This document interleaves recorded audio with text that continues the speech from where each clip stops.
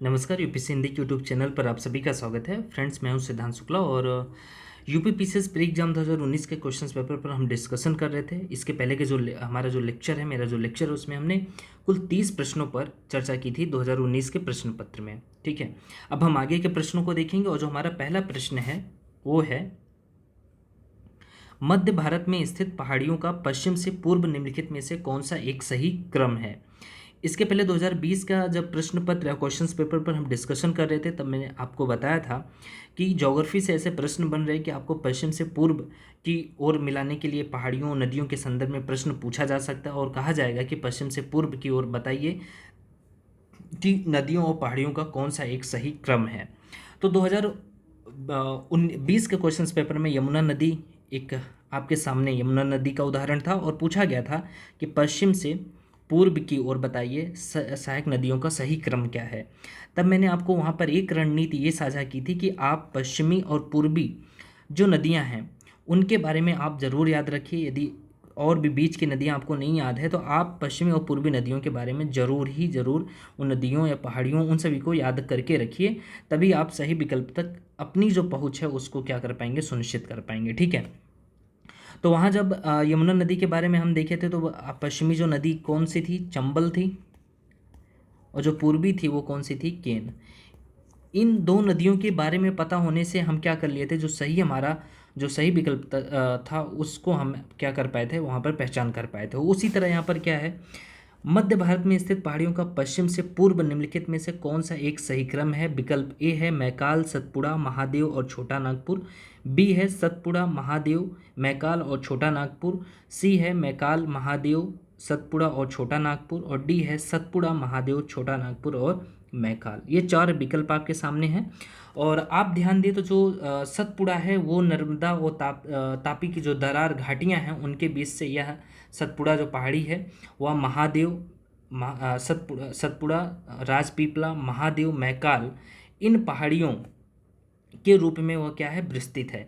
मतलब सतपुड़ा जो है, सतपुड़ा के बाद राजपीपला, फिर इसके बाद महादेव, फिर इसके बाद मैकाल। मतलब सतपुड़ा जो पहाड़ी है वो पश्चिम से पूर्व की ओर, क्या पश्चिम से पूर्व की ओर राजपीपला, महादेव, मैकाल पहाड़ी के रूप में क्या है, विस्तृत है। तो मान लीजिए आपको सतपुड़ा के पहाड़ी के बारे में ही मालूम था, तो क्या सही विकल्प तक अपनी पहुंच को बना पाते या ना बना पाते वो पहले हम देख लेते हैं। तो इसमें हमें देखना है कि राजपीपला तो कहीं उदाहरण इसका, ये राजपीपला पहाड़ी का तो कहीं नाम है नहीं, तो हमें सतपुड़ा, महादेव, मैकाल ये क्रम जिसमें लगे होंगे पश्चिम से पूर्व की ओर वो विकल्प हमारा सही होगा। तो यहाँ पर मैकाल पहले है तो ए विकल्प आपका तो वैसे ही गलत हो जाता है। यहाँ पे सतपुड़ा, महादेव और मैकाल ये है ना। ठीक है, अब ये सही होने की पूरी संभावना है, सही होने की संभावना है ही है। तीन विकल्प, तीन के बारे में आपको पता चल गया तो फिर तो यही सही है। अब सी देखिए, फिर से इसमें मैकाल पहले था, ये गलत हो जाएगा। सतपुड़ा है, महादेव है, छोटा नागपुर इसमें यहाँ पर आ गया, फिर मैकाल है नहीं। आपको पता है कि सतपुड़ा, राजपीपला और महादेव और फिर मैकाल है, तो ये भी गलत हो गया। तो सतपुड़ा के बारे में भी आपको मालूम था, तब भी आप सही कर सकते थे इस प्रश्न को। ठीक है, आपने पढ़ा भी होगा अच्छे से। चलते हैं अगले प्रश्न पर। देखिए फ्रेंड्स, यूपीएससी हिंदी की तरफ से प्रीलिम्स क्रैश कोर्स की शुरुआत की गई है। यदि कम समय में आप अभी भी आपके पास जैसे कि एक डेढ़ महीने हैं, इसमें भी आप बेहतर तैयारी के साथ एग्ज़ाम हॉल में जाना चाहते हैं तो अभी भी समय है आपके पास। बैच को ज्वाइन कर सकते हैं, इन कुछ विशेषताओं को आप देख सकते हैं। इन दिए गए नंबरों पर आप क्या कर सकते हैं, संपर्क करके एडमिशन ले सकते हैं। अब अगला प्रश्न है, नीचे दो कथन दिए गए हैं। हाँ, नीचे दो कथन दिए गए हैं जिनमें एक को कथन ए तथा दूसरे को कारण आर कहा गया है। ठीक है, अब देखिए, भारत में सर्वाधिक सघनता वाला भूकंपीय क्षेत्र हिमालय क्षेत्र में स्थित है। हाँ, बिल्कुल सही है। हिमालय क्षेत्र आपको मालूम है कि जो पृथ्वी में जो प्लेटें हैं वो किस तरह तीन तरह की गतियां हो रही हैं, अभिसारी, अपसारी और समानांतर ना। तो ये तीन शायद हैं गतियां, हाँ यही तीन हैं।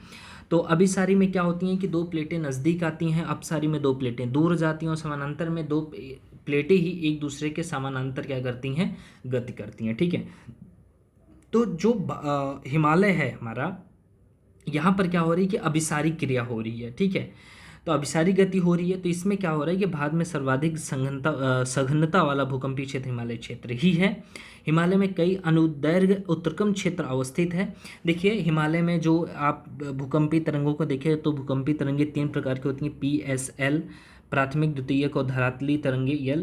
तो जो शायद पी तरंगे हैं उनमें अनुदैर्घ्य का ये विशेषताएं देखी जाती हैं, जिसे ध्वनि विशेषता एक तरह से आप कह सकते हैं। ठीक है, एग्जैक्ट बराबर हम नहीं याद कर पा रहे हैं, लेकिन उम्मीद है कि मैं सही बता रहा हूँ आपको। तो यहाँ पर जो हमारा विकल्प होना चाहिए सही होना चाहिए, जो कोट नीचे दिए गए हैं इनमें से आप यदि कोट की बात करें तो कथन ए तथा कारण आर दोनों सही हैं, और कारण आर कथन ए की सही व्याख्या भी कर रहा है। तो यहाँ पर जो सही हमारा विकल्प होगा कूट होगा वो ए होगा। ठीक है, अगले प्रश्न पर चलते हैं। अगला प्रश्न है, मणिपुर पहाड़ियों से घिरा इम्फाल बेसिन एक सुंदर उदाहरण है। सरोवरी मैदान का, लोएस मैदान का नहीं हो सकता। ठीक है, ये रेत कण इन सब सभी चीज़ों से निक्षेपण से बने होते हैं, तो ये तो नहीं हो सकता। हिमनदी मैदान का इस पे डाउट है, लेकिन ज़्यादा मुझे नज़दीक जो इसका सही विकल्प है वो क्या है, ए है। जलोढ़ मैदान और हिमनदी मैदान ये तीनों विकल्प यहाँ हैं गलत हैं। सही जो है यहाँ पर ए है। ठीक है, फिर इसके बाद है प्रश्न ये कि निम्नलिखित नदियों में से कौन सा अपने भ्रंश घाटी प्रवाह के लिए प्रसिद्ध है। तो ये प्रश्न बहुत ही ज़्यादा मतलब महत्वपूर्ण है, और महत्वपूर्ण इस सेंस में है कि आपने पढ़ा भी होगा, और इसका जो सही विकल्प होगा वो दामोदर होगा। ठीक है, आप ये समझिए कि नदियों से भी प्रश्न हर बार आपको 2 से 3 तो मिल ही जाएंगे। ठीक है, तो आप इसके इम्पोर्टेंस को समझिए। जो नदियां हैं उन नदियों के नाम, हिमालयन नदियां जो हैं, जो दक्षिण भारत की नदियां हैं, इन सभी के बारे में आप एक बार ज़रूर अध्ययन कर लें परीक्षा देने से पहले। ठीक है, अगला है, निम्नलिखित प्राकृतिक प्रदेश में से किसे बड़े शिकारों की भूमि के नाम से जाना जाता है। तो पहला है शीतोष्ण घास का मैदान, उष्ण कटिबंधीय मानसून प्रदेश, उष्ण रेगिस्तान प्रदेश, उष्ण कटिबंधीय सवाना प्रदेश। तो यहाँ पर आपका जो सही विकल्प होगा वो डी होगा। ठीक है, इसको भी आपने पढ़ा ही होगा। अब ये सब चीज़ें तो यहाँ पर विश्लेषण इसका करना ठीक कहीं से ठीक नहीं है। जो जहाँ पर मुझे लगेगा कि आपको बताने की चीज़ें हैं यहाँ पर बताना चाहिए, उसका हम ठीक से विस्तार पूर्वक अच्छे से बताएंगे भी, और आगे आपकी रणनीति क्या होनी चाहिए उस पर भी हम प्रॉपर चर्चा करेंगे। ठीक है, आप तनाव मत लीजिएगा। हिमालय पर्वत श्रेणी के संबंध में निम्नलिखित में से कौन सा से कथन सही हैं। पहला है, मुख्य हिमालय की परतदार चट्टानें जीवाश्महीन हैं। बिल्कुल हैं, जो मुख्य हिमालय है वो परतदार चट्टानें जीवाश्महीन है। वहाँ जो मुख्य हिमालय महान हिमालय है। लघु हिमालय की परतदार चट्टानों में समुद्री जीव जंतुओं के जीवाश्म मिलते हैं, ये भी सही है। बाह्य हिमालय या शिवालिक हिमालय जो है वो मानव सभ्यता के अवशेष यहाँ पर मिले हैं। तो सही उत्तर चुनना है, इसमें तीनों होगा। तो 1, 2, 3 ये सभी विकल्प क्या है इसमें सही हैं। ठीक है, ये एक बात तो और है, इस बार जो प्रश्न ज्योग्राफी के पूछे गए हैं, यदि 2020 की तुलना में यदि 2019 के प्रश्नों को देखें तो थोड़ा इस बार टफ रहे थे। ठीक है भैया, कोई नहीं, आप अच्छे से पढ़ेंगे तो ये सब चीज़ों को आप सही कर लेंगे। ठीक है, सुएज नहर क्षेत्र में उत्तर से दक्षिण दिशा की ओर पड़ने वाली झीलों का सही क्रम है। ऐसे प्रश्न झीलों से संबंधित विश्व स्तर पर ऐसे प्रश्न बहुत कम आते हैं, लेकिन आ भी जाते हैं। तो आप एक बार जो भी है सुएज नहर क्या है बहुत ही ज़्यादा चर्चा में रहती है, और ये महत्वपूर्ण नहर भी है, इस वजह से आपको इसके बारे में तो मालूम होना भी चाहिए था। ठीक है, तो यहाँ पर दिए गए विकल्प हैं, ए है lake Timsah, little bitter lake, great bitter lake, lake Manzala, और इसके बाद बी विकल्प जो है great bitter lake, little bitter lake, lake Timsah, lake Manzala. ठीक है, lake Manzala, great bitter lake, little bitter lake, lake Timsah. बार बार बिटर लिटर के चक्कर में ना हम सब खुद ही हो जाते हैं कि पढ़ना क्या है। ठीक है, चलो ठीक है।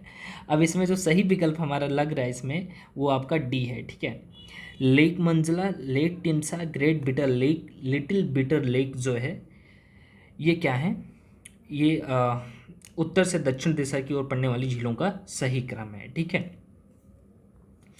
चलिए 1-2 प्रश्न ऐसे आते हैं तो आप तनाव मत लिया करिए। ठीक है, आपको बहुत मौके भी आगे मिलेंगे कि आप चलिए ये नहीं कर पाते हैं तब भी आपको इतने मौके आयोग देगा कि आप कर सकते हैं, अच्छे से ये एग्ज़ाम आपको क्रैक कर सकते हैं। ठीक है, कि टेलीग्राफिक पठार हिस्सा है उत्तर अटलांटिक कटक का, दक्षिण अटलांटिक कटक का, हिंद महासागर कटक का, इनमें से कोई नहीं।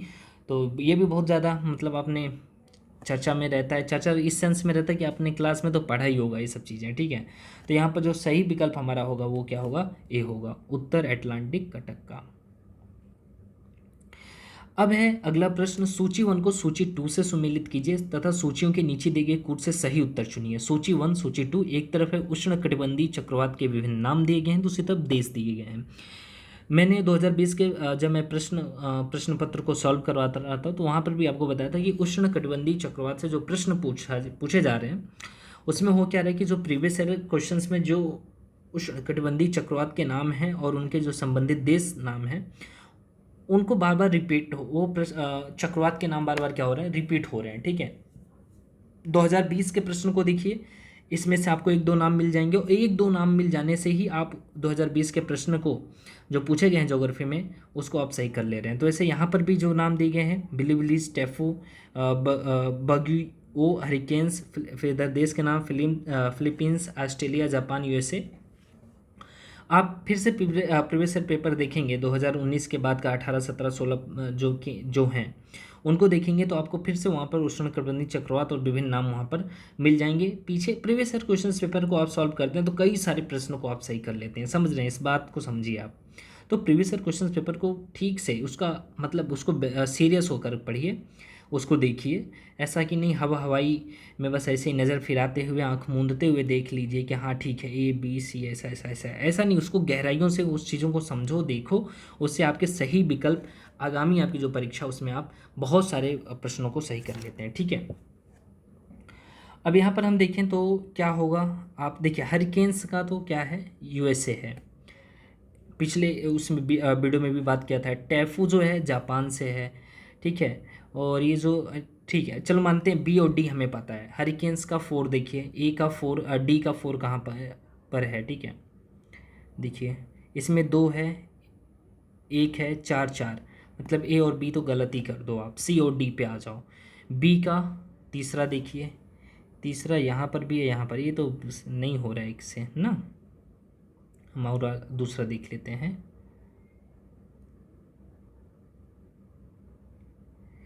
एक मिनट,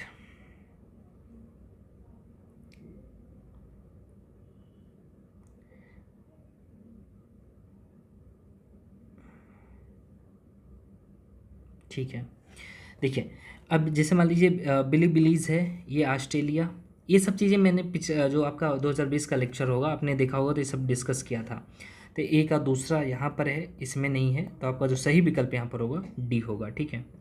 जैसे जो सही कूट होगा वो डी होगा। तो प्रीवियस सर जो मैं इसके पहले जो हमारे लेक्चर उसको आप देखिए, उसमें ये सब चीज़ों पर हमने बहुत ही अच्छी तरह से क्या किया है, डिस्कस किया है। अगला प्रश्न है, निम्नलिखित में से कौन सा एक नगर साइबेरिया पारी रेल मार्ग पर अवस्थित नहीं है। तो आपको मालूम है विश्व का सबसे बड़ा जो रेल मार्ग है वो साइबेरिया पारी रेल मार्ग ही है। तो जब ये सबसे बड़ा है तो आपको ये मालूम होना ही चाहिए कि प्रश्न यहाँ से आयोग तो बना ही सकता है, ठीक है। लेकिन ठीक है, अब यहाँ इस नगर साइबेरिया पारी रेल मार्ग पर जो नगर अवस्थित हैं वो लगभग 10 के आसपास हैं। तो इसमें जिसमें आपको समझिए कज़ान है, ओमस्क है और चित्ता है, लेकिन जो सोची है ये क्या है, साइबेरिया पारी रेल मार्ग पर अवस्थित नहीं है। तो यहाँ पर जो आपका सही विकल्प होगा यहाँ पर क्या होगा, सी होगा, ठीक है। अगला प्रश्न है, निम्नलिखित में से कौन सा सुमेलित नहीं है। पवन और देश के नाम दे दिया है। इस बार मैं वैसे भी बता रहा हूँ कि थोड़ा टफ तो बना ही है एग्ज़ाम, तो कोई बात नहीं है, हमें तब भी डटे रहना है, पीछे तो नहीं हटना है, ठीक है। तो अब पवन और देश हुआ और इसके बाद जनजाति और ऐसे ही इस खास बात नहीं, 2020 के प्रश्न पत्र को आप 2019 के प्रश्न पत्र को आप देखेंगे ना तो यहाँ पर जो विश्व स्तर पर जो देशों के नाम पूछ लेता है, विश्व स्तर पर मतलब दक्षिण अफ्रीका के देशों को ले लो, मध्य एशिया के कुछ देशों को ले लो, तो उन देशों संबंधित जो राजधानी पूछ रहा था वो इस बार नहीं पूछा है, वो नहीं पूछा है तो कुछ और ही पूछ लिया है, पवन और देश पूछ लिया है। तो इस पर आप देख लीजिए, इसको अच्छे से आप पढ़िए सब चीज़ों को, ठीक है। यहाँ पर है Santa Ana California, haboob Sudan, yamo Japan, mistral Australia. तो यहाँ पर जो सही गलत मतलब सही विकल्प है वो डी है, सुमेलित नहीं है। मिस्ट्रल ऑस्ट्रेलिया ये सुमेलित नहीं है, ठीक है।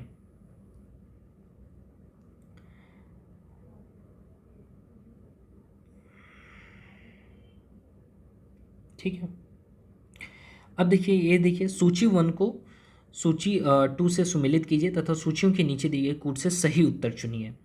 अब यहाँ पर जो ताल चिर है वो महानदी घाटी से है, और कर्णापुरा जो है वो दामोदर घाटी से है, और सिंगरौली जो है वो सोन घाटी से है, और सिंगरेनी जो है वो बस्ता एक ही है, गोदावरी घाटी से है। तो देखिए तालचेर कहाँ है, ए का 4, अरे ए 3 2 1, मतलब ये सब गलत हैं। जो सही होगा वो क्या होगा, ए होगा। आपको एक के बारे में भी पता होता तो आप उत्तर को सही कर सकते थे, प्रश्नों को सही कर सकते थे, उत्तर क्या सही करेंगे, ठीक है। तो प्रश्नों को सही किया जा सकता था एक के मालूम होने पर। अगला प्रश्न है, निम्नलिखित में से कौन सी एक चोटी भारत में अवस्थित नहीं है। गुरला मानधाता, नामचा बरबा, बर्मा है कि नामचा बरवा लिखा हुआ है, ठीक है। नामचा बरवा, नंगा पर्वत और कामेट है, ठीक है। तो आप समझिए ये जो नामचा बरवा है ये कहाँ है, आंध्र प्रदेश है, आंध्र प्रदेश। नंगा पर्वत कहाँ है, जम्मू कश्मीर, पीओके पाक अधिकृत कश्मीर में नंगा पर्वत। और जो ये आपका कामेट है, डाउट आपको जो हुआ होगा ए और सी में हुआ होगा, ठीक है। लेकिन जो आपका कामेट है वो कहाँ है, उत्तराखंड में है, यूके, यूनाइटेड किंगडम नहीं, उत्तराखंड, ठीक है। कई लोग यूके लिखा होता है सोचते हैं यूनाइटेड किंगडम की बात हो रही है, नहीं, उत्तराखंड। और जो गुरला मानधाता है वो कहाँ है, आपका तिब्बत का जो क्षेत्र है उससे है, ठीक है। तो यहाँ पर जो आपका अवस्थित नहीं है वो क्या होगा, ए होगा।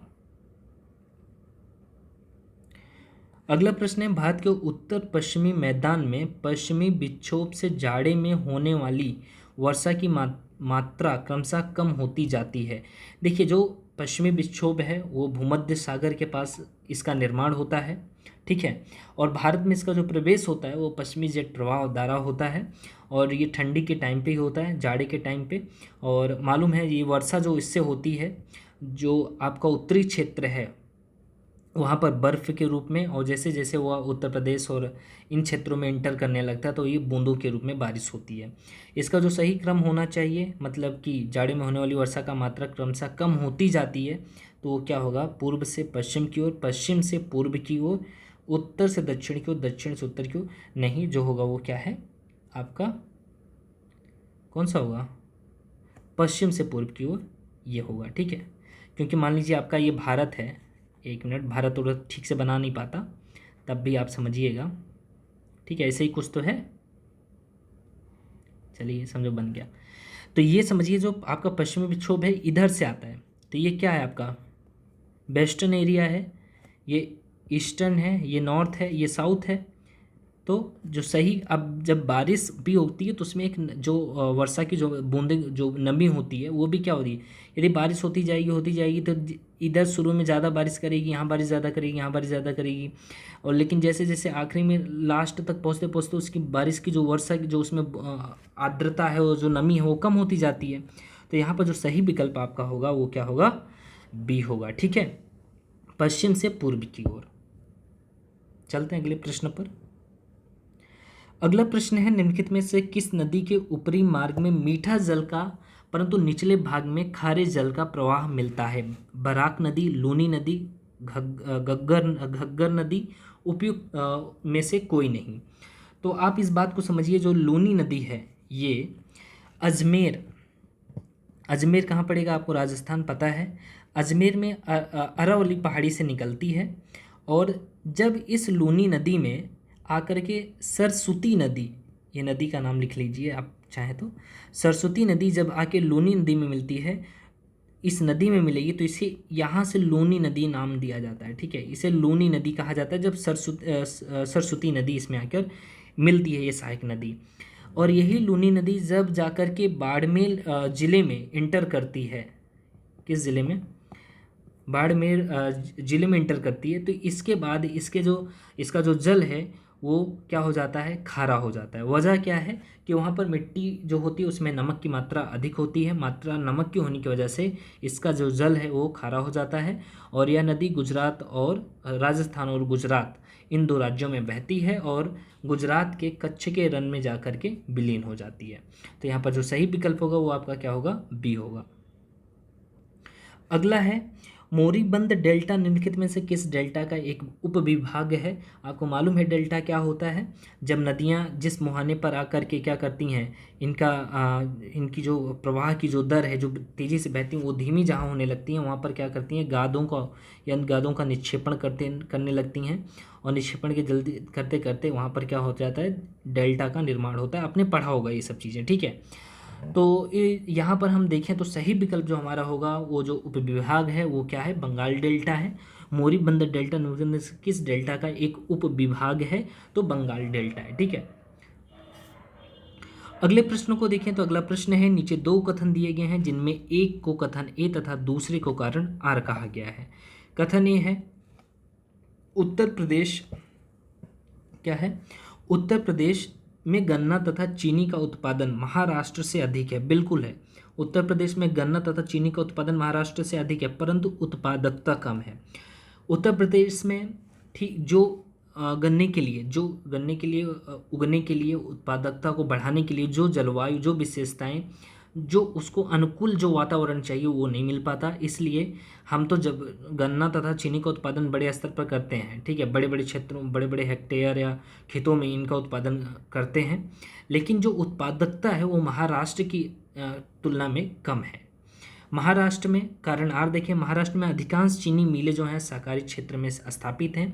तो यहाँ पर दोनों कथन सही हैं, लेकिन कारण आर ए की व्याख्या कहीं से नहीं कर रहा है। तो आप दिए गए विकल्प को देखते हैं, नीचे दिए गए कोटों में से सही उत्तर चुनिए। कूट है ए, कथन ए तथा कारण आर दोनों सही हैं तथा कारण आर कथन ए की सही व्याख्या है। नहीं भैया, कहीं से नहीं है। कथन ए तथा कारण आर दोनों सही हैं, परंतु कारण आर कथन ए की सही व्याख्या नहीं है। तो ये सही होगा, सी और ये डी सब क्या हो जाते हैं, गलत हो जाते हैं, ठीक है। प्रश्न संख्या 47 थी, ठीक है। अब आगे चलते हैं। अब आ जाते हैं पर्यावरण एवं पारिस्थितिकी, इन्वायरमेंट इकोलॉजी। देखिए, इकोसिस्टम के संबंध में निम्नलिखित में से क्या सत्य है। ए है, प्राथमिक उपभोक्ता उत्पादक पर न्यूनतम रूप से आश्रित हैं। प्राथमिक उपभोक्ता में आप शामिल करिए क्या आएंगे, बताइए आप अपने आप से। जो वो हैं, क्या बोलते हैं उनको यार, हिरन हो गए या गाय भैंस, ये सब हो गए, ये प्राथमिक उपभोक्ता में आएंगे। ये उत्पादक पर न्यूनतम रूप से आश्रित हैं। तो आपको क्या लगता है, थोड़ा सा भी कॉमन सेंस लगाइए, तो क्या आप इसका उत्तर नहीं दे सकते। प्राथमिक क्या बताना है, क्या सत्य है ये बताना है। प्राथमिक उपभोक्ता उत्पादक पर न्यूनतम रूप से, अरे भैया पूरी तरह से उसी पे आश्रित हैं, तो ये विकल्प हमारा तो ऐसे ही गलत हो जाता है।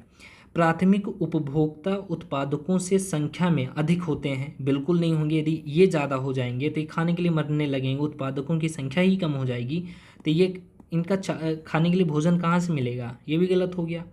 उत्पादक प्राथमिक उपभोक्ता से अधिक है, हाँ ये सही हो सकता है, ठीक है, सही होगा भी मेरे ख्याल से। डी देखिए, द्वितीयक उपभोक्ता अधिकतम होने के साथ साथ बहुत ही शक्तिशाली हैं। अरे ये बकवासी है, कहीं से भी मतलब देखिए ना, जो दिए गए विकल्प उसमें तर्क देखिए, तर्क को महत्व दें। अब द्वितीय उपभोक्ता अधिकतम होने के साथ साथ बहुत ही शक्तिशाली हैं, इसका क्या मतलब है, ये नहीं। यदि आप तार्किक रूप से सोचें तो जहाँ यहाँ पर जो सही विकल्प होना चाहिए वो क्या होगा, सी होगा, ठीक है। बात समझ रहे हैं ना। खाद्य श्रृंखला तो आपने पढ़ा होगा ना, प्राथमिक उत्पादक के बाद जो प्राथमिक होते हैं उपभोक्ता, फिर द्वितीयक उपभोक्ता, तृतीयक उपभोक्ता, तो खाद्य श्रृंखला इसको आपने पढ़ा होगा, मैं समझ रहा हूँ। तो यहाँ पर जो सही विकल्प होगा वो सी है। सुपोषण के संदर्भ में निम्नलिखित में से कौन सा से कथन सही है। पहला, यह जल निकाय के पोषक तत्व संवर्धन की घटना है, यह जल में घुलित ऑक्सीजन को कम करता है। इस पूरे भैया प्रश्न को ही क्या किया है, ये 2019 के क्वेश्चन पेपर को आप देख रहे हैं, 2020 का क्वेश्चन पेपर देख लीजिए एनवायरमेंट इकोलॉजी का, सेम यही प्रश्न 2020 में पूछा गया है।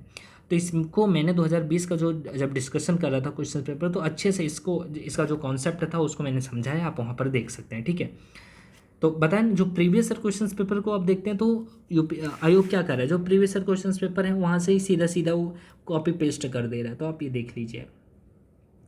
अगला प्रश्न है, मानव गतिविधियों से परिवर्तित पर्यावरण कहलाता है। मानव गतिविधियों का मतलब मानव आज जो पर्यावरण प्रदूषण की गतिविधियों में संलग्न है एक तरह से, तो मानव गतिविधियों से परिवर्तित पर्यावरण जो कहलाता है वो नैसर्गिक पर्यावरण है होगा, एंथ्रोपोजेनिक पर्यावरण होगा, शहरी पर्यावरण होगा या आधुनिक पर्यावरण होगा। तो हमारे यहाँ जो सही विकल्प होगा वो क्या होगा, बी होगा। ठीक है, एंथ्रोपोजेनिक पर्यावरण है वो मानव गतिविधियों से परिवर्तित पर्यावरण कहलाता है। अगला प्रश्न है, निम्नलिखित कथनों में से कौन सा सत्य है। देखिए, इन्वायरमेंट इकोलॉजी के जो प्रश्न बनते हैं बहुत ही इजी बनते हैं, इस बात को आप समझिए। इन्वायरमेंट इकोलॉजी को प्रश्न भी बहुत ज़्यादा आते हैं, और आप ये समझिए कि ये समझ के चल रहे हैं कि इन्वायरमेंट इकोलॉजी से प्रश्न भी बहुत ज़्यादा है और इसमें बहुत ही ज़्यादा इधर उधर की चीज़ें पढ़ रहे हैं, तो आप फालतू का पढ़ रहे हैं। बहुत ही ईजी प्रश्न पूछता है आयोग यहाँ से, आप थोड़ा भी पढ़ें, थोड़ा भी आपका कॉन्सेप्ट क्लियर है तो आप यहाँ के सभी प्रश्न क्या कर सकते हैं, सही कर सकते हैं। ठीक है, और ख़ास बात तो यह है रिपीटेड क्वेश्चंस इन्वायरमेंट इकोलॉजी में आपको देखने को मिल जाते हैं। निम्नलिखित कथनों में से कौन सा सत्य नहीं है। सत्य नहीं है, आप एक चीज़ को गौर किया करिए, कई लोगों के प्रश्न गलत हो जाते हैं इस पे ना ध्यान देने से।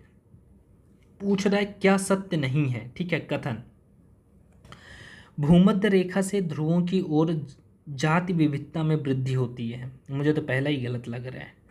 ठीक है, उष्ण कटिबंध शीतोष्ण क्षेत्रों की अपेक्षा अधिक जातियों का आश्रय देते हैं। उष्ण कटिबंध शीतोष्ण क्षेत्रों की अपेक्षा अधिक जातियों का आश्रय देते हैं, बिल्कुल सही है, भी सही है। और विशालतम जैव विविधता अमेजनी वर्ष वनों में पाई जाती है। अरे भाई बहुत ही ज़्यादा, अमेजन वर्षा, ये जो अमेजन जो जंगल वन है इसके बारे में तो आपने खूब पढ़ा होगा। और यहाँ पर बड़े बड़े जो एरोगेंडा का क्या नाम है उनका, एनोगेंडा क्या नाम है, बहुत विशाल, मतलब ऐसे ऐसे, वो मैं डिस्कवरी चैनल पे देखता हूँ तो मुझे। ठीक है, तो आप ये समझिए, तो यहाँ पर जो सी सही होगा, जाति विविधता शीतोष्ण क्षेत्रों से ध्रुवों की ओर घटती जाती है। शीतोष्ण क्षेत्रों से ध्रुवों की ओर घटती जाती है, बिल्कुल ठीक है। तो यहाँ पर जो क्या पूछा है, सत्य नहीं, वो ये है, भूमध्य रेखा से भूमध्य रेखा से जब आप ध्रुवों की ओर जाते हैं, ठीक है, तो क्या होता है, जाति विविधता में वृद्धि होती है। नहीं भैया, वृद्धि नहीं होगी, वो क्या होगी, कमी होगी। ठीक है, तो यहाँ पर जो आपका होगा सत्य नहीं है वो क्या है, ए है। और बाकी के कथन ओ एम आर में आपको नहीं भरना है, सत्य तो है लेकिन आपको सत्य नहीं है पूछा है वो करना है। ठीक है, अगले प्रश्न पे चलते हैं। निम्नलिखित में से कौन सा वायु प्रदूषण के जैविक सूचक का प्रसिद्ध उदाहरण है। लाइकेंस, मेथिल मर्क्यूरी, गुलाब का पौधा, सूरजमुखी का पुष्प। तो यहाँ पर लाइकेंस होगा, जो समुद्र के किनारों से लेकर ऊंचे ऊंचे पहाड़ों तक आपको देखने को मिल जाएंगे, दीवारों पर मिल जाएंगे, मतलब हर जगह इनकी उपस्थिति आपको मिल जाएगी। लेकिन यदि वायु प्रदूषित हो रही है तो ये क्या होंगे, ये आपको ख़त्म होते दिखेंगे। तो माना जाता है यदि लाइकेंस कहीं कहीं पर इनकी संख्या या ये खत्म समाप्त होते दिख रहे हैं तो वो समझ लिया जाता है वायु प्रदूषण का सूचक है। तो यहाँ पर जो सही होगा वो क्या होगा, ए होगा। ठीक है, अगला प्रश्न है, गैस जो धान के खेत से उत्सर्जित होती है, गैस जो धान के खेत से उत्सर्जित होती है तथा भूमि के तापमान में वृद्धि करती है, वह है। तो ये आप तो लूसेंट जब छोटे होंगे ना, बचपन में लूसेंट की जब बुक पढ़ते होंगे, जब आपके मम्मी पापा मार के पढ़ाते होंगे लूसेंट की बुक, जब हमको पढ़ाते थे, मुझे मालूम है, तो आपको वहाँ पर भी ये पढ़ने को मिला होगा। ठीक है, तो या आप एनसीईआरटी में भी पढ़े होंगे। तो गैस जो धान के खेत से उत्सर्जित होती है वो क्या है, मीथेन है। और जब पशु जो होते हैं जुगाली करते हैं, हाँ, जुगाली का मतलब एक तरह से जो अपन बोलते नहीं कि गांव की भाषा में ये समझे तो जो पाचन क्रिया वो जुगाली करके करते हैं, तो उधर से भी मीथेन गैस का उत्सर्जन होता है। तो यहाँ पर जो सही विकल्प होगा वो डी होगा। ये तो बहुत ईजी प्रश्न है, बता रहा हूँ, इन्वायरमेंट इकोलॉजी से प्रश्न बहुत ही ईजी आते हैं। अगला प्रश्न है, निम्नलिखित घटनाओं को उनके प्रारंभ के काल अनुक्रम में व्यवस्थित कीजिए तथा नीचे दिए कूटों में से सही उत्तर चुनिए। वन्य जीव संरक्षण अधिनियम 1972 होगा, और जैव विविधता अधिनियम 2002 मैंने, ठीक है। प्रोजेक्ट टाइगर जो होगा वो क्या है, 1973। और प्रोजेक्ट हाथी जो है वो क्या है, क्या है, 1992 है शायद। ठीक है, देख लीजिएगा। 2020 का जब क्वेश्चन पेपर डिस्कशन कर रहा था तब मैं इसी सेम यही प्रश्न 2020 के 2020 में पूछा गया है। तो फिर से देखिए, 2 प्रश्न आपको कॉपी पेस्ट 2020 के क्वेश्चन पेपर में मिल जाएंगे। 2019 का जो पेपर आपका है, इससे 2 प्रश्न सीधे सीधे आपको 2020 का जो क्वेश्चन पेपर है उसमें कॉपी पेस्ट मिलेंगे। ठीक है, तो यही 4 विकल्प दिए गए हैं, यही कूट दिए गए हैं। तो आप समझिए इसके प्रीवियस ईयर क्वेश्चन पेपर की इंपॉर्टेंस को। तो वन जीव संरक्षण अधिनियम 1972 और 2002, 1973, 1992, और वहाँ पर मैंने याद कराने का तरीका 2020 के क्वेश्चन पेपर में ये भी कहा था कि मान लीजिए प्रोजेक्ट हाथी और प्रोजेक्ट टाइगर, हाथी बड़ा है तो आप समझिए कि प्रोजेक्ट टाइगर उसके पहले घटना प्रोजेक्ट टाइगर वाली घटी होगी, फिर प्रोजेक्ट हाथी की घटी होगी, ऐसा कुछ बताया था। आप उसको जब देखेंगे, इस पर हम ज़्यादा टाइम इस पर हम नहीं देने वाले अभी यहाँ पे। प्रोजेक्ट टाइगर प्रोजेक्ट हाथी जो है, इनके संरक्षण, इनकी संख्या कम हो रही थी, इस सेंस में इस प्रोजेक्ट की शुरुआत की गई थी। अब हमें क्या करना है कि मान लीजिए सबसे पहले यहाँ कौन सी घटना अधिनियम कौन सा है, 1972, मतलब दिए गए जो कूट होंगे उसमें सबसे पहले जिसमें फर्स्ट एक ना लिखा हो उन सभी कूट को आप गलत मान लेंगे। यहाँ पर 1 है, यहाँ पर 1 है, यहाँ पर 2 है, सी गलत हो गया, ये भी गलत हो गया।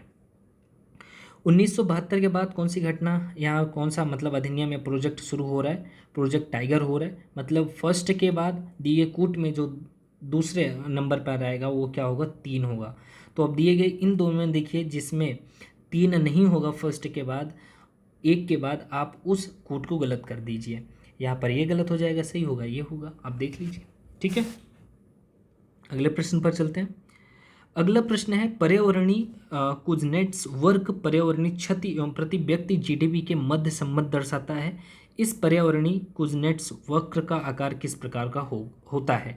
आप इस बात को समझिए कि जैसे जैसे मतलब जीडीपी बढ़ेगी, ठीक है, जैसे जैसे देश विकास करेगा, वैसे वैसे क्या होगा कि पर्यावरण की क्षति बहुत बड़े स्तर पर होगी। ठीक है, पर्यावरण की क्षति होगी जब देश विकास करेगा, अल्प विकसित या विकासशील की अवस्था में होगा और वो विकसित की ओर भागेगा, तो क्या होगा कि पर्यावरण क्षति शुरू में करेगा। हिस्ट्री में आपने खूब उदाहरण इंग्लैंड का, इन सभी देशों का पढ़ा होगा कि शुरू में इनको पता नहीं था, विकास करते गए, लेकिन बहुत ही ज़्यादा इन्होंने बड़े स्तर पर पर्यावरण को नुकसान पहुँचाया है।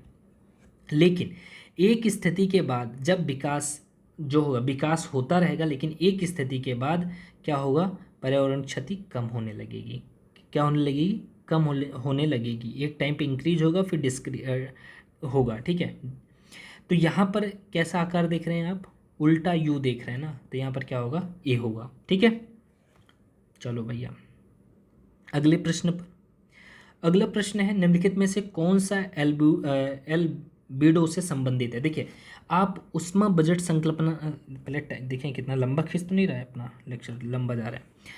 निम्नलिखित में से कौन सा एल्बिडो से संबंधित है। आप उष्मा बजट संकल्पना जब पढ़े होंगे तो वहाँ खूब अच्छे से एल्बिडो के बारे में पढ़े होंगे। एल्बिडो मान लीजिए जो विकिरण आ रही है, विकिरण आने के बाद जितनी ऊर्जा को क्या किया जा रहा है, परावर्तित कर दिया जा रहा है, वापस कर दिया जा रहा है, वो क्या है, एल्बिडो है। तो यहाँ पर क्या पूछा गया है, संचार शक्ति, अवशोषित शक्ति, उत्सर्जक शक्ति, वापसी की शक्ति। तो क्या होगा यहाँ पर 56 का डी हो जाएगा। ठीक है,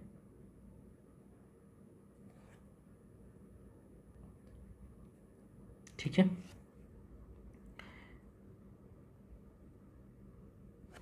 अगला प्रश्न है, गहरी कार्बन वेधशाला के संबंध में निम्नलिखित कथनों में से कौन सा से सही है।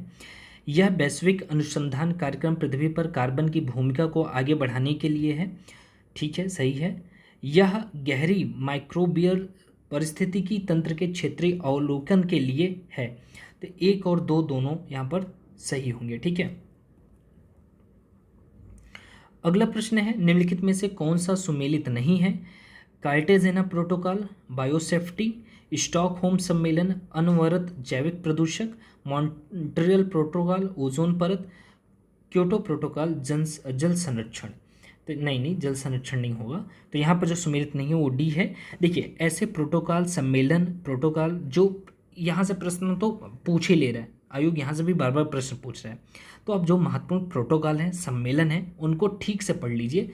COP 26, ये सब चीज़ें जो सम्मेलन हैं, इन सभी चीज़ों पर अब जो हो रहा है उस पर आप पूरी तरह से नज़र बनाए रखिए, वहाँ से प्रश्न बन सकते हैं। ठीक है, तो यहाँ पर जो क्योटो प्रोटोकॉल है वो ग्रीन हाउस गैसों जो इनका प्रभाव बढ़ रहा है उनको कम करने के संदर्भ में है। तो यहाँ पर जो सही विकल्प होगा वो डी होगा, सुमेलित नहीं है वो डी है। ठीक है, अगला प्रश्न है, नीचे दो कथन दिए गए हैं जिनमें एक को कथन ए तथा दूसरे को कारण आर कहा गया है। कथन ए है, उष्णकटिबंधीय देशों में तितलियों की प्रजातियां सर्वाधिक संख्या में पाई जाती हैं। बिल्कुल सही है, पाई जाती हैं। और तितलियां, कारण है तितलियां कम तापमान में नहीं रह सकती हैं। देखिए, तितलियां जो होती हैं वो जो तापमान यदि कम होता है तो अपने आप को एडजस्ट नहीं कर पाती, ये तो सही बात है।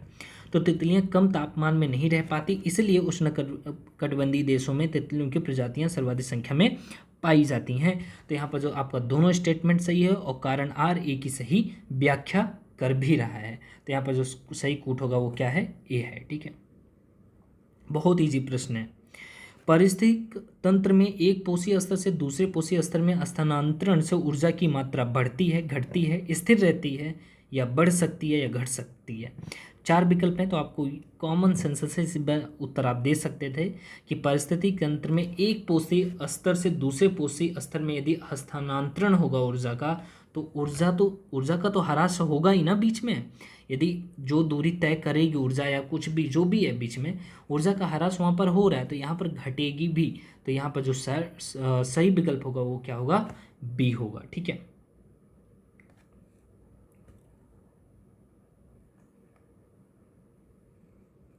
अगला प्रश्न है, निम्नलिखित में से कौन सा जैविक नाइट्रोजन निर्धारण से संबंधित है। ठीक है, इसका जो विकल्प होगा वो क्या हो जाएगा आपका, यहाँ पर लाल शैवाल, भूरा शैवाल, हरा शैवाल, नीला हरा शैवाल। तो यहाँ पर डी होगा। ठीक है, अगला है, धुआं आवश्यक रूप से वायुमंडल में निम्नलिखित में की उपस्थिति के कारण होता है। ऑक्सीजन तथा ओजोन, ओजोन तथा नाइट्रोजन, ऑक्सीजन तथा नाइट्रोजन, नाइट्रोजन तथा सल्फर के ऑक्साइड। तो यहाँ पर जो सही विकल्प होगा वो क्या होगा, डी हो जाएगा। ठीक है, ठीक है, न्यूज़ में आप बने रहते हैं तो इस प्रश्नों को सही कर सकते हैं। ठीक है, अगला प्रश्न है, निम्नलिखित क्षेत्रों में से किसमें दुर्लभ उपलब्धि के लिए वैश्विक 500 पुरस्कार दिया जाता है। तो इसका जो सही विकल्प होगा वो क्या होगा, पर्यावरण संरक्षण के लिए। तो याद रखिए, फिर से प्रश्न बन सकते हैं, इधर से कुछ भी पूछा जा सकता है, इंपॉर्टेंट है। ठीक है, अगला प्रश्न है, भारत में सबसे अधिक जैव विविधता संपन्न क्षेत्र है। गंगा का मैदान कहाँ, गंगा का मैदान होगा जैव विविधता से संपन्न। ट्रांस हिमालय नहीं है, मध्य भारत भी नहीं है, पश्चिमी घाट यहाँ पर है। ठीक है, पश्चिमी घाट में आप जानते हैं कि वर्षा की भी मात्रा बहुत ही ज़्यादा रहती है, वहाँ पर वर्षा बहुत ज़्यादा होती है। तो वहाँ पर अनुकूल ऐसा वातावरण है, वैसी विशेषताएँ हैं, वैसी मौसमी जो विशेषताएँ होनी चाहिए जैव विविधता के संपन्न के लिए, वो सभी चीज़ें वहाँ पर होती हैं। तो यहाँ पर जो सही है विकल्प वो सी है। ठीक है,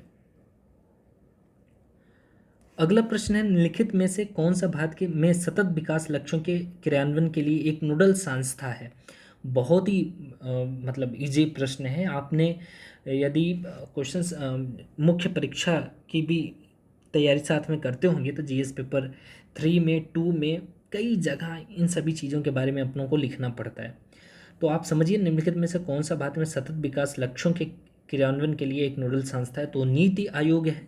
और सतत विकास लक्ष्य का मतलब यही था कि आप वर्तमान संसाधनों का, जो पर्यावरणीय जो संसाधन है उनका इस तरह से दोहन करिए कि जो आने वाली पीढ़ी है उसके हितों को आप हितों को चोट मत पहुंचाइए कहीं से। एक ही नहीं, आज अपनी लालच को पूरी करने के लिए जो आने वाली पीढ़ी है उसके हितों को आप क्या कर दें, ख़त्म कर दें, बाद में आने के बाद वो आप ही को गाली दे।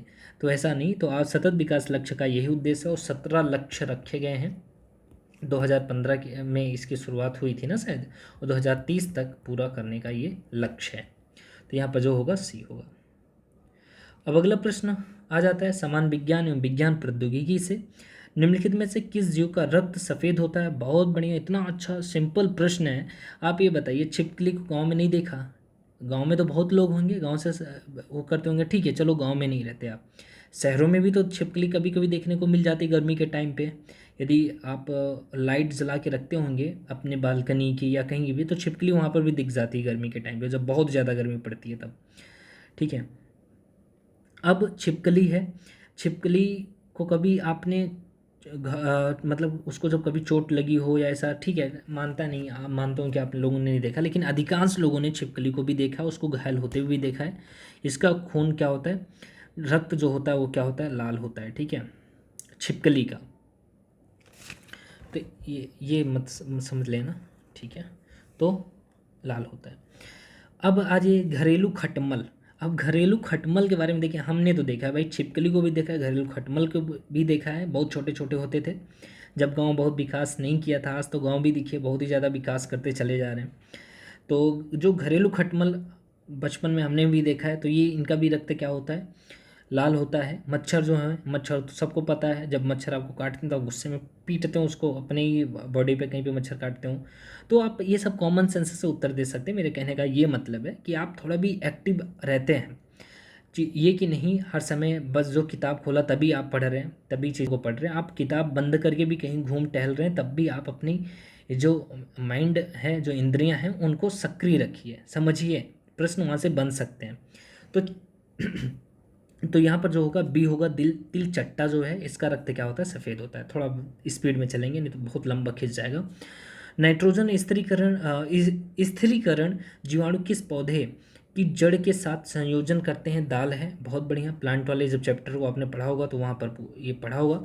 जब किसी साबुन के बुलबुले को आवेशित किया जाता है तो निम्नलिखित में से क्या घटित होता है, त्रिज्या बढ़ जाती है, त्रिज्या घट जाती है, बुलबुले का लोप हो जाता है, उपयुक्त में से कोई नहीं, तो त्रिज्या बढ़ जाती है, ठीक है। आवेशित किया जाएगा तो त्रिज्या उसकी बढ़ जाएगी।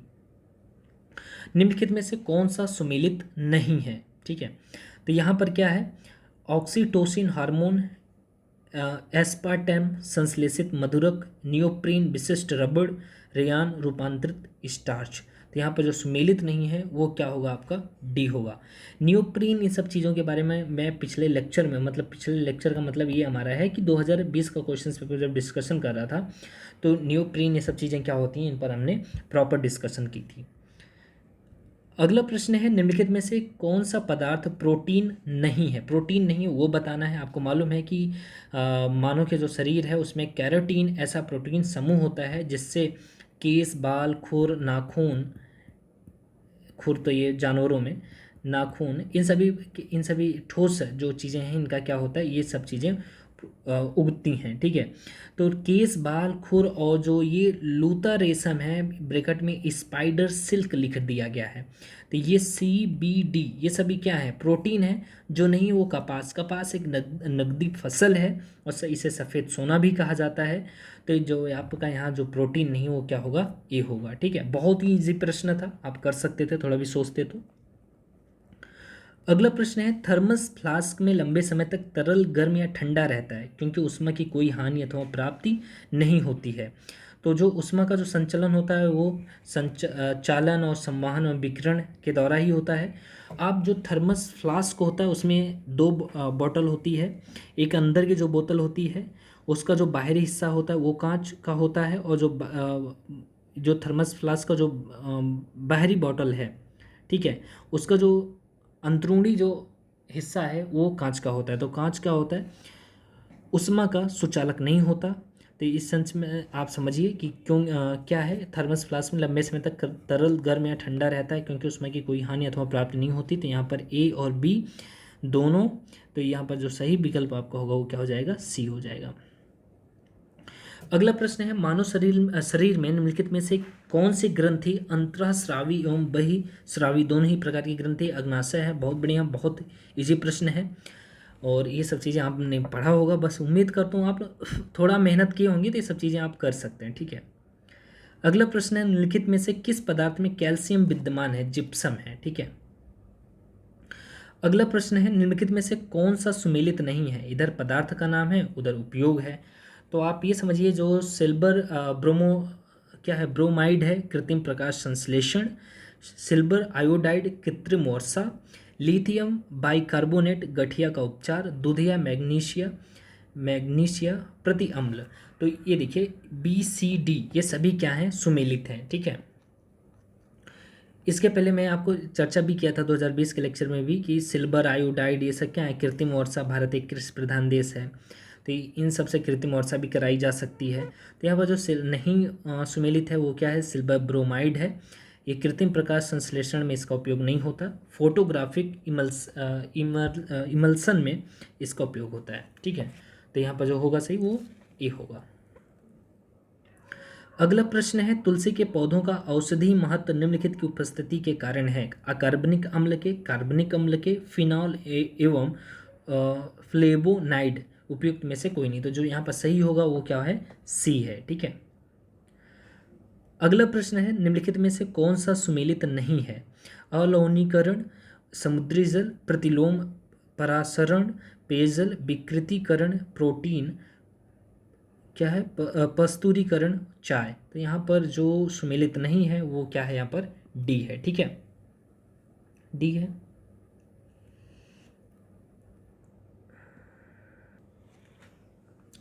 ठीक है, अगला प्रश्न है, निम्नलिखित में से कौन सा एक शाकनाशक का उदाहरण नहीं है। ठीक है, तो यहाँ पर जो है नहीं है वो सोडियम क्लोरेट है। ठीक है, देख लीजिएगा इसको।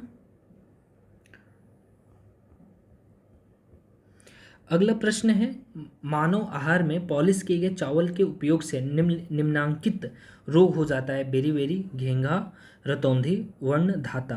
तो इसकी चर्चा भी 2020 के क्वेश्चंस पेपर में मैंने की थी कि मानव आहार में पॉलिश किए गए चावल के उपयोग से बेरी क्या हो जाता है, ये रोग हो जाता है। ठीक है, इसकी चर्चा मैंने की थी। अगला प्रश्न है, निम्नलिखित में से कौन सा युग्म सुमेलित नहीं है। विटामिन से भी हर बार प्रश्न पूछे जा रहे हैं। ठीक है, हर बार पूछे जा रहे हैं, तो आप ध्यान देकर के इसको पढ़िए। ठीक है, विटामिन B6 इधर लिखा गया है, धान की चोकर, राइस ब्रैन। ठीक है, प्रचुर स्रोत हैं इसके। विटामिन B2 कार्ड यकृत तेल, विटामिन ई गेहूं अंकुर तेल, विटामिन के एल्फाल्फा।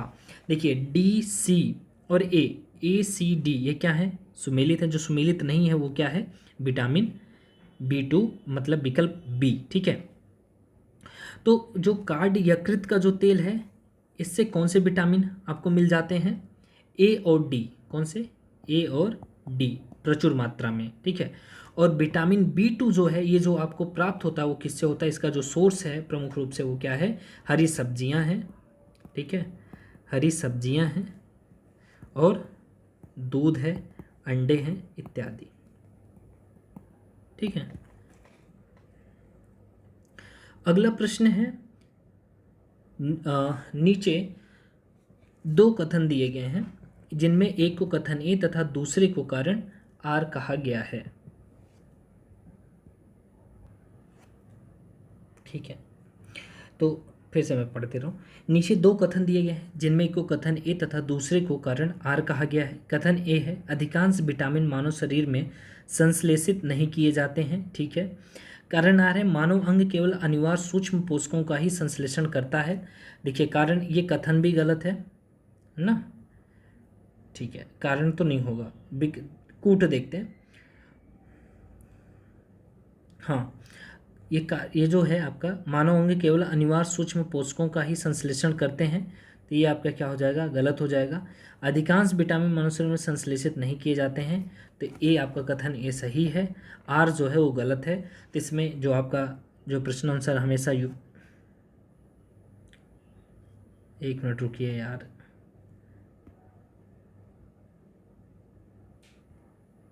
ठीक है, सी होगा। ठीक है, अगला प्रश्न है, सूची 1 को सूची 2 से सुमेलित कीजिए तथा सूचियों के नीचे दिए गए कूट से सही उत्तर चुनिए। ठीक है, अब क्या है, क्यों लार है, इसका क्या होगा, क्या हो जाएगा, संश्लेषित रेशा। और जो आपका टेक्सोल है उसका क्या हो जाएगा, टेक्सोल का कैंसर रोधी दवा में हो जाएगा। ठीक है, और जो जिंक फॉस्फाइड है उसका हो जाएगा रोडेंट नासी में। बस्ता एक है उसका विस्फोटक। तो आप इसको देख लीजिए किस में मिलाना है, ए का दूसरा देखिए कहाँ पर है। ठीक है, इसमें है, इसमें है, ये गलत हो जाएगा आपका। फिर आइए बी का देखिए 3, बी का 3 इसमें है, इसमें है, ये सब तो कटे ही हुए हैं, ए सही होगा। ठीक है, चलिए अगले प्रश्न में।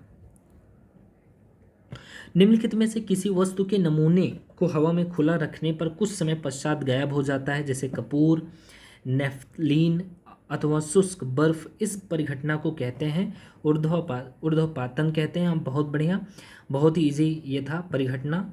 तो ये आपने खूब पढ़ा होगा, छोटे एनसीईआरटी में टीचर आपको खूब अच्छे से पढ़ाए होंगे, ठीक है। तो बहुत इजी प्रश्न है, इसमें कुछ विश्लेषण और कुछ ज़्यादा यहाँ पर चर्चा करने की ज़रूरत नहीं महसूस हो रही है हमें, ठीक है। जो इम्पोर्टेंट है वो मैं बताता चलूँगा आपको। प्रकाश ऊर्जा का ऑप्टिकल फाइबर में संचरण निम्नांकित घटना के अनुप्रयोग द्वारा किया जाता है। तो यहाँ पर जो आपका फिर से वो होगा विकल्प, ये क्या होगा, पूर्ण आंतरिक परावर्तन, विवर्तन, प्रकीर्णन, अपवर्तन। तो ये ए होगा, ठीक है।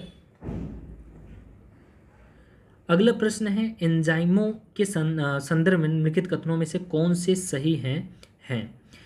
वे जैव उत्प्रेरक हैं, वे शरीर में उसी स्थान पर अपना कार्य करते हैं जहां वे उत्पादित होते हैं। बिल्कुल सही है, 1 और 2 दोनों यहाँ पर सही हो जाएंगे, ठीक है।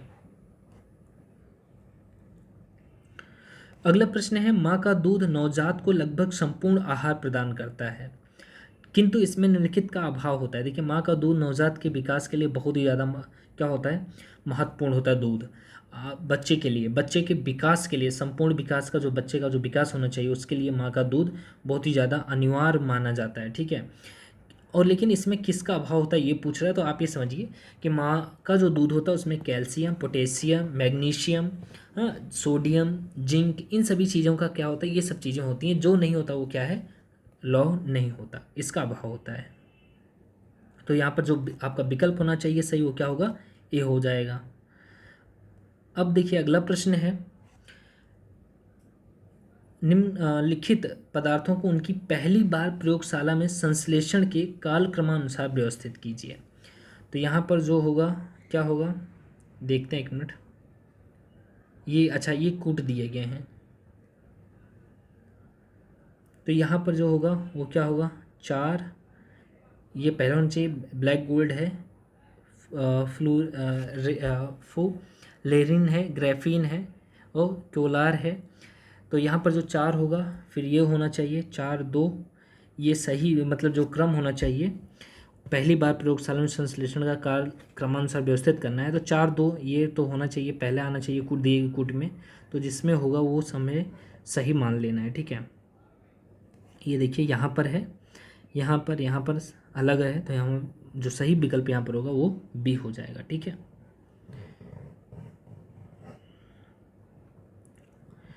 अगला प्रश्न है, श्याम विवर होता है हवाई जहाज की उड़ान का अभिलेखक, सूर्य पर एक धब्बा, अंटार्कटिका की एक जगह, सिमट गया तारा।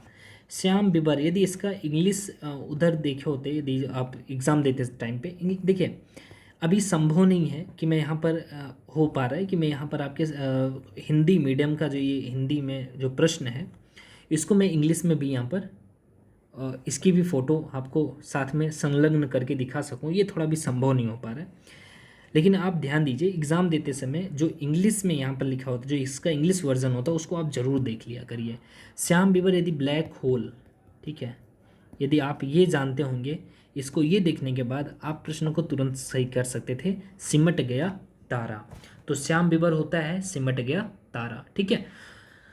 तो ठीक है, साइंस के जो प्रश्न थे उनको हमने पूरी चर्चा कर लिया, ठीक है। साइंस के प्रश्न हमारे समाप्त हो चुके हैं, एनवायरनमेंट इकोलॉजी के हो गए हैं, ज्योग्राफी के हो गए हैं, हिस्ट्री के हो गए हैं। अब हम पॉलिटी के प्रश्नों को देखेंगे अगले अपने वीडियो में। तब तक के लिए आप सभी को बहुत बहुत धन्यवाद।